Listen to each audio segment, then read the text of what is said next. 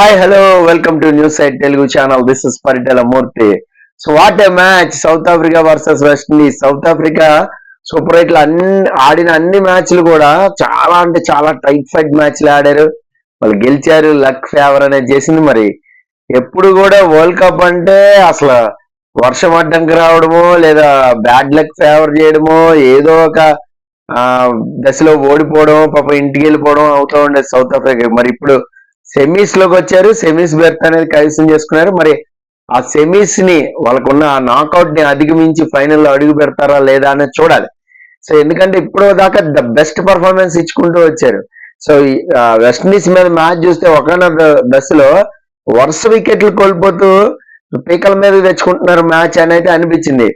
Last లో ఎప్పుడైతే Rabada ఒక 4 కొట్టాడో అప్పుడు టీం అంతా రిలాక్స్ అయింది. ఇంకా లాస్ట్ ఓవర్ లో ఫస్ట్ బాల్ 6 రావడం అనేది సో ఇంకా ఏం చేయలేకపోయారు వెస్టిండీస్ అభిమానులందరూ పాపం చాలా అంటే చాలా తీవ్ర నిరాశలో ఉంటుంటారు. ఎందుకంటే అట్లీస్ట్ సెమీస్ కి వెళ్ళి ఉండాల్సిందే. కాబట్టి ఇంగ్లాండ్ యుఎస్ఏని హ్యూజ్ మార్జిన్ తో ఓడించడం, ఆ రన్ రేట్ ఏదైతే ఉందో చాలా ప్లస్ అవడం వల్ల సెకండ్ పొజిషన్ లోకి వచ్చింది. ఇప్పుడు చూడండి సౌత్ ఆఫ్రికా ఇంగ్లాండ్ క్వాలిఫై అయిపోయి సెమీస్ లోకి వచ్చినాయి. మరి ఇక్కడ నుంచి ఈ టేబుల్ నుంచి ఎవరు వెళ్తారు? చాలా రసవత్తరమైన మ్యాచ్. అందుకే నేను India versus Australia match world cup లో ద బిగ్గెస్ట్ బ్యాటిల్ అని మనం చెప్పుకోవచ్చు. వీళ్ళిద్దరిలో ఎవరు గెలుస్తారు? విన్నింగ్ మీటర్ అయితే 56% ఇండియాకి చెప్తుంటే 44% ఆస్ట్రేలియాకి చెప్తుంది.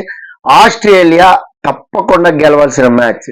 సో అలానే ఇండియా గెలవకూడదా అనేం లేదు, ఇండియా కూడా గెలవాల్సిన మ్యాచ్. ఎందుకంటే ఒకవేళ ఆస్ట్రేలియా గెలిచి 4 పాయింట్లు ఒక రన్ రేట్ తో సెటిల్ అయ్యి సెకండ్ పొజిషన్ లో ఉంటే ఇప్పుడు ఆఫ్ఘన్ బంగ్లా మ్యాచ్ అనేది కీలకం అవుతుంది. అప్పుడు ఆఫ్ఘన్ బంగ్లాని ఒక నిర్దిష్టమైన రన్ రేట్ తో ఓడించింది అనుకోండి, అప్పుడు ఇండియాని కూడా కిందకి దింపే ఛాన్స్ ఉంది. బట్ అంత హ్యూజ్ మార్జిన్ తో అయితే చేయలేదు. ఎందుకంటే ఇండియాకి మంచి రన్ రేట్ ఉంది. సో మంచి రన్ రేట్ తో మనం టాప్ 1 లోనే ఉంటాము. మేబీ ఆస్ట్రేలియాని కిందకి దింపి ఆఫ్ఘన్ కూడా రావచ్చు అనమాట. అంటే వాళ్ళిద్దరి మధ్యలోనే ఆ సెమీస్ ఉత్కంఠం అనేది ఉంటుంది. సో 90% ఆస్ట్రేలియా ఆర్ ఆఫ్ఘనిస్తాన్ వీళ్ళిద్దరి మధ్య ఉంటుంది. ఇప్పుడు వర్షం వచ్చే ఛాన్సెస్ ఉన్నాయనే వెదర్ రిపోర్ట్ అయితే చెప్తుంది. కొద్దిగా షవర్స్ పడే అవకాశం ఉంది. ఒకవేళ పడితే మ్యాచ్ క్యాన్సిల్ అయిపోతే చిరొక పాయింట్ అనేది ఇచ్చేస్తారు. అప్పుడు ఎవరికి లాస్? ఆస్ట్రేలియాకి లాస్. మనం నేరుగా సెమీస్కి వెళ్ళిపోతాం. ఆస్ట్రేలియా వెయిట్ చేస్తా ఉండాలి, ఆఫ్ఘన్ ఓడిపోవాలి అని వాళ్ళు కోరుకుంటూ ఉండాలి. అప్పుడు వాళ్ళు సెమీస్కి వస్తారు. ఇఫ్ ఇన్ కేస్ ఆఫ్ఘనిస్తాన్ ఇప్పుడున్న ఫామ్ లో బంగ్లాదేశ్ ని కొట్టింది అనుకోండి, సార్ నేరుగా సెమీఫైనల్స్ లకు అడుగు పెట్టేస్తారు.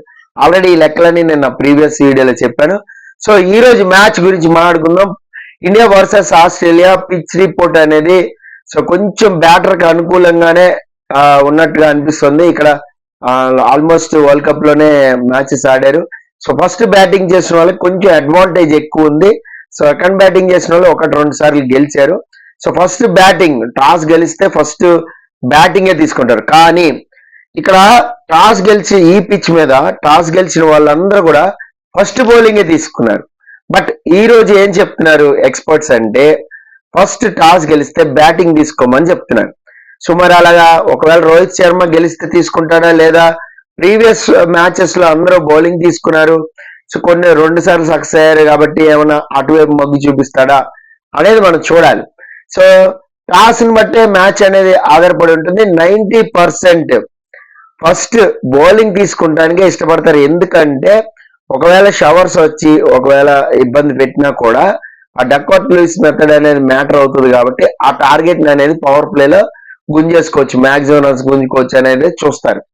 సో మరి చూద్దాం టాస్ గెలిచి ఏం చేస్తుంది ఇండియా టీం అనేది. ఇండియా మార్పులు చేసే అవకాశం ఉందా అంటే మేబీ ఒక మార్పు అయితే చేయొచ్చు. మహమ్మద్ సిరాజ్ కమ్బ్యాక్ అయ్యే ఛాన్స్ ఉంది. కుల్దీప్ అయితే బాగా చేశాడు బౌలింగ్. మరి ఎవరి ప్లేస్ లో తీసుకొస్తాడు? జడేజాని డ్రాప్ చేస్తాడు అని నేను అనుకుంటున్నాను. I'm expecting. ఎందుకంటే జడేజా స్పిన్ బాగా ఆడున్నారు ఆస్ట్రేలియా వాళ్ళు. ప్లస్ మొన్న కూడా కొంచెం ఎక్స్పెన్సివ్ భారీ షాట్లకి అనేది ఇచ్చాడు. సో జడేజాని డ్రాప్ చేసుకుంటే మీకు అక్షర్ పటేల్, హార్దిక్ పాండ్యా అండ్ శివం దుబే ఆపద్ధర్మం మీకు కావాలంటే 3 బౌలర్స్ ఉంటారు, 3 రెగ్యులర్ బౌలర్స్ ఉంటారు. సో ఈ 6 బౌలర్స్ కాంబినేషన్ లో రావచ్చని చిన్నపాటి ఎక్స్పెక్టేషన్. కుల్దీప్ కూడా ఉంటాడు కాబట్టి మొత్తం 7 బౌలింగ్ అనేది సెట్ అవుతుంది. ఒకవేళ కుల్దీప్ ని డ్రాప్ చేసుకుని సిరాజ్ని తెచ్చుకుంటే అప్పుడు పేస్ అటాక్ అనేది మనకి ఎక్కువైపోద్ది, ఆ స్పిన్ అటాక్ అనేది తక్కువైపోద్ది. సో కాబట్టి కుల్దీప్ ఉంచుకుంటారని అనుకుంటున్నా. ఆ ఒక్క చేంజ్ సిరాజ్ ని అయితే కంబ్యాక్ చేసే చేంజ్ అయితే ఉంది. మేబీ హర్షదీప్ ని పక్కన పెట్టి సిరాజ్ ని కూడా తేవచ్చు, ఆ ఛాన్స్ కూడా ఉంది. ఎందుకంటే ఆస్ట్రేలియా మీద కాబట్టి కొంచెం సిరాజ్ బౌలింగ్ ఆస్ట్రేలియన్స్ కొంచెం ఇబ్బంది పడుతుంది. సో ఈ చేంజ్ చేసే అవకాశం ఉంది. సో అలాగే మీకు ఆస్ట్రేలియా కూడా చాలా అంటే చాలా బాగా బౌలింగ్ చేస్తున్నారు. సో వాళ్ళు కూడా ఒక స్పిన్నర్ ని డ్రాప్ చేసుకుని పేసర్ తెచ్చుకునే అవకాశం ఉంది, ఎందుకంటే పేస్ పిచ్ కాబట్టి. సో ఈ 2 మార్పులు అయితే జరుగుతాయి. ఆస్ట్రేలియా వర్సెస్ ఇండియా మ్యాచ్, ఈ మ్యాచ్ డిసైడెడ్ మ్యాచ్ సెమీస్ కి వెళ్ళడానికి ఈ గ్రూప్ లో పర్టికులర్ గా. సో పిచ్ అయితే కండిషన్స్ బాగానే ఉన్నాయి, కొంచెం బ్యాటింగ్ అనుకూలించేది. యావరేజ్ గా 170 స్కోర్ కొడితే ఫస్ట్ బ్యాటింగ్ తీసుకుని సేఫ్ గా డిఫెండ్ చేసుకోవచ్చు. 170 కంటే తక్కువ కొడితే మాత్రం అపోనెంట్ కి ఛాన్స్ ఇచ్చేసినట్టు అయిపోద్ది, వాళ్ళు గెలిచే అవకాశాలు ఉంటాయి. గేమ్ ప్లాన్ ఎలా ఉండాలి అంటే ఫస్ట్ పవర్ ప్లేనే ఆ మాక్సిమం రన్స్ అనేది రావాలి.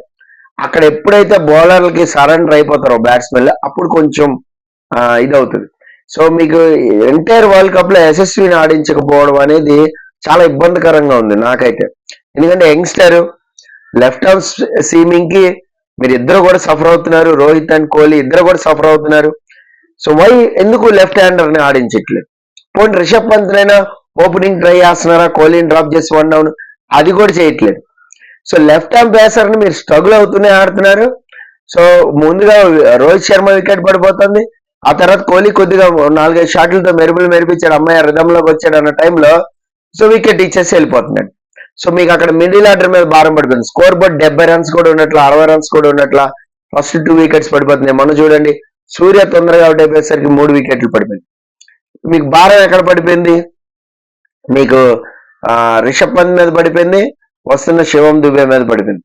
సో శివం దుబేనే ఆడాడు, కొంచెంసేపు పార్ట్నర్షిప్ నెలకొల్పాడు, కానీ మీకు స్వేచ్ఛగా ఆ పంత్ షాట్లు ఆడడానికి అంత ఫ్రీడమ్ గా లేకుండా పోయింది, ప్రతి బాల్ హిట్ చేయడానికి లేకుండా పోయింది. 6 కొట్టామా మళ్ళీ రొటేట్ చేసామా అన్న మైండ్ సెట్టే ఉంటాను. సో విధ్వంసకరంగా ఆడే మైండ్ సెట్ ఉన్నట్లు, అంటే 6 కొట్టిన తర్వాత కూడా వరుస బౌండరీలు ఎప్పుడు ఆడతారు? అది వికెట్ స్టాండ్ అయ్యి మన ఆపోజిట్ బ్యాట్స్మెన్ చాలా స్ట్రాంగ్ ఉన్నాడు, ఎస్ అతను రొటేట్ చేస్తున్నాడు, మంచి ఫామ్ లో ఉన్నాడు, అప్పుడు ఇక్కడ నుంచి సో ప్రతి బాల్ హిట్ చేయడానికి వెళ్తారు. సో ఆ ప్రతి బాల్ హిట్ చేయడానికి వెళ్లకుండా కాళ్ళ వేసేసినట్టుగా ఓపెనర్లు వేసేస్తున్నారు. సో అదొక్కటి కొంచెం ఇబ్బందికరంగా ఉంది. మనం ఒకవేళ సెమీస్కి వెళ్ళిన నాకౌట్ పద్ధతిలో ఈ బ్యాటింగ్ ఆర్డర్ అయితే మనం ఫైన్ ట్యూన్ చేసుకోవాలి. సో కానీ ఈ ఎంటైర్ వరల్డ్ కప్ చేస్తారని నేను అనుకోవట్లేదు, ఎందుకంటే ముందుకు వెళ్ళిపోతున్నారు. సెమీస్ నెక్స్ట్ ఫైనల్స్ కి ఒకవేళ వెళ్తే మాత్రం ఖచ్చితంగా ఇబ్బంది పడతారు. మేబీ ఏమన్నా అప్పుడు చాహల్ని మంత్రాలాగా ఏమన్నా స్పిన్ పిచ్లు ఏమైనా ఉంటే చాహల్ని ఏమైనా తెచ్చుకుంటారు. మరి వాళ్ళ గేమ్ ప్లాన్ ఎలా ఉంది ద్రావిడ్ అండ్ రోహిత్ అనేది మనకు అర్థం కావట్లే. సో బ్యాటింగ్ స్ట్రగుల్ అవుతున్నా కూడా అదే కంటిన్యూ అవుతా ఉంది. అప్పుడు మీకు middle order if in case మన హార్దిక్ పాండ్యా కొట్టలేకపోతే బంగ్లా మీద అంత స్కోర్ వచ్చేది కాదు. సో ఇఫ్ ఇన్ కేస్ మీకు అక్కడ పార్ట్నర్షిప్ నెలకొలకపోతే, అంటే ఒక బిగ్ పార్ట్నర్షిప్ వెళ్ళకపోతే వచ్చింది కాదు. జడేజా అండ్ అక్షర్ పటేల్ మీద ఆధారపడే బ్యాటింగ్ లైనప్ మనం పెట్టుకోకూడదు. ఏది లాంగ్ ఓవర్స్ 9 ఓవర్లు 8 ఓవర్లు బ్యాటింగ్ చేయరు, 1-2 ఓవర్లు ఉంటే ఏదో మెరిపిస్తారు. సో అంటే క్యామెరా ఆడతారు తప్ప ఏం చేయలేదు. సో ఇదంతా మనం తర్వాత డిస్కస్ చేసుకుందాం. సో ఈ రోజు మ్యాచ్ లో నా ప్రిడిక్షన్ ఏంటంటే ఇండియా కంఫర్టబుల్ గా గెలుస్తుందని నేను అనుకుంటున్నా.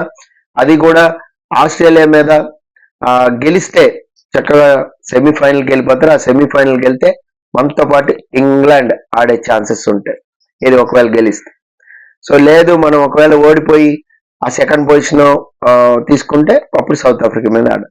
సో చూద్దాం మరి ఏం జరుగుతుంది, సెమీస్ మన వాళ్ళు ఎలా ఆడతారు ఏంటి. సో ఈ ఆస్ట్రేలియా మీద గెలుస్తారా లేదంటే సస్పెన్స్ రేపు మార్నింగ్ మ్యాచ్ వరకు ఉంటారా అనేది చూద్దాం. అలాగే next Afghan and Bangladesh match కూడా ఉంది. బంగ్లాదేశ్ ఎలాగైనా సరే వాళ్ళు ఒక 2 పాయింట్లతోనే ఇంటికి వెళ్ళాలనుకుంటారు. సో వాళ్ళు కూడా గట్టిగా ట్రై చేస్తారు. అంత లూజ్ అయితే ఎవరు ఆఫ్ఘనిస్తాన్కి, మేబీ అక్కడ ఒకవేళ ఆఫ్ఘనిస్తాన్ గెలిస్తే సో వాళ్ళు కూడా పోటీలో ఉంటారు. చూద్దాం సినారియోస్ ఎలా ఉంటాయని. Okay, this is Paritala Murthy signing off. By by.